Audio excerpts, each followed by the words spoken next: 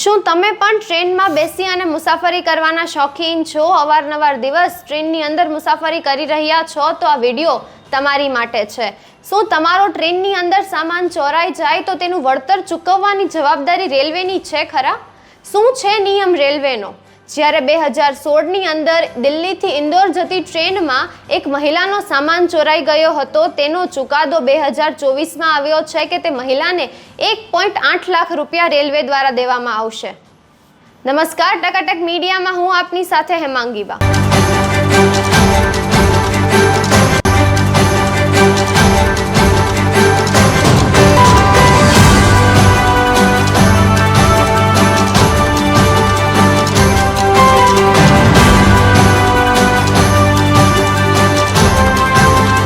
ટ્રેનમાં જતી વખતે આપણે આપણો સામાન બધો જ સાચવીને રાખતા હોઈએ છીએ. જ્યારે કિંમતી સામાન હોય તેને સાથે લઈને બેઠા હોઈએ છીએ. ત્યારે એવી એક ઘટના સામે આવી છે કે જેની FIR 2016માં દર્જ કરવામાં આવી હતી, પરંતુ તેનો ચુકાદો 2024માં આવ્યો છે. જયા કુમારી નામની એક મહિલા દિલ્હીથી ઇન્દોર જતી વખતે પોતાના રિઝર્વેશન સીટ પર બેઠી હતી અને એનો માલ સામાન ચોરાઈ ગયો હતો. એને તરત જ TTને જાણ કરી હતી, પરંતુ કોઈ જ વ્યક્તિ તેના માલ સામાનની સાથે મળ્યું ન હતું.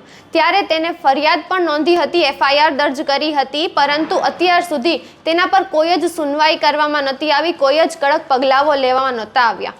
ત્યારે હવે કન્ઝ્યુમર ફોરમે એવું કહ્યું છે કે આ બેદરકારી રેલવેની છે. જ્યારે રેલવેની જવાબદારી છે મુસાફરીઓની અને એના સામાનની ધ્યાન રાખવાની, અને તેમનો આ બેભાવજી સેવા દેખાઈ રહી છે અને બેદરકારી દેખાઈ રહી છે, તો હવે તેમને એવો નિર્ણય લીધો છે કે મહિલાને 1.8 લાખ રૂપિયા આપશે. જયા કુમારીના વકીલે કાર્યવાહી થતી હતી, સુનવાઈ થતી હતી, ત્યારે નિવેદન આપ્યું હતું. જે જયા કુમારીએ તે રિપીટ કર્યું હતું કે 2016માં જાન્યુઆરીમાં જયા કુમારી દિલ્હીથી પોતાની ટ્રેનમાં બેઠી હતી અને ઝાંસીથી ગ્વાલિયરની વચ્ચે જેટલા પણ પેસેન્જર જેનું રિઝર્વેશન નહોતું થયું તે કોચની અંદર આવ્યા હતા અને તેમનાથી એકે તેમનું બેગ ચોરી લીધું છે, તેમનો સામાન ચોરી લીધો છે. ત્યારબાદ રેલવેના જે પણ વકીલ હતા તેમને વસ્તુ પર વિરોધ કર્યો હતો અને એમ પણ કહ્યું હતું કે જયા કુમારીએ પોતાના છે ને માલ સામાનની ધ્યાન નથી રાખી, તેમને બેદરકારી દેખાડી હતી. જ્યારે કન્ઝ્યુમર ફોરમે તેમની આ દલીલને ફગાવી દીધી હતી અને એમ કહ્યું હતું કે એ રિઝર્વેશન સીટથી, રિઝર્વેશન ટિકિટથી આવ્યા હતા અને એમના માલ સામાનની, એમની મુસાફરીની તમામ જ જવાબદારીઓ રેલવેની હતી, તો તે ચોરી શું કામે થઈ? જ્યારે કમિશનરનો પણ નિવેદન હતો કે જો રેલવેના કર્મચારીઓ અને કાર્યકર્તાઓ સરખી રીતે કામગીરી કરી હોત તો આ ચોરી ના થઈ હોત. જ્યારે આ તમામ જ વસ્તુ પછી એ નિર્ણય લેવામાં આવ્યો છે કે 80,000નો જે નુકસાન થયો છે તે મહિલાને પાછો દેવામાં આવશે. જ્યારે 20,000નો તેમને કમિશન દેવામાં આવશે અને 8,000 તેમને ખર્ચ દેવામાં આવશે. તો 1.8 લાખની ચૂકવણી રેલવે દ્વારા જયા કુમારીને કરવામાં આવશે.